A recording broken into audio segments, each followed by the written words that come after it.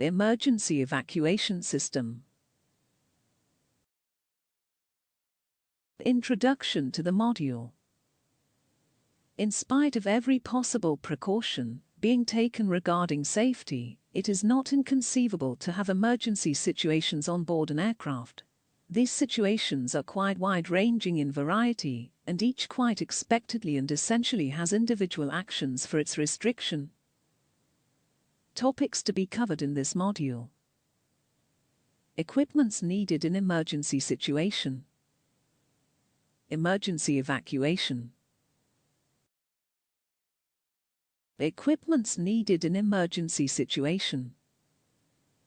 To counteract every emergency situation, each aircraft is provided with appropriate emergency equipment.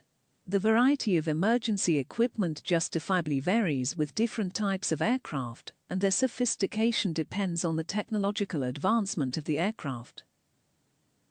The number of such equipment is directly proportional to the size of the aircraft, or in other words, depends on the number of passengers it carries. That means, more the number of passengers, bigger the aircraft and more the number of emergency equipment. The same phenomenon holds good for emergency exits also. Megaphones. Megaphones magnify the intensity of voice and are needed to guide the passengers in emergency situations and for addressing passengers in case of failure of the public address system. These are detachable, battery-operated independent units. Emergency lights. Emergency lights are meant to provide at least the minimum visibility to guide the passengers to the emergency exits in case of power failure. Emergency lights are of various types, such as ceiling lights, exit placards, door exit lights, galley lights, exit signs, floor path lights. The emergency lights are of different shapes and sizes for different aircraft, but serve the sole intention of the above-mentioned requirement.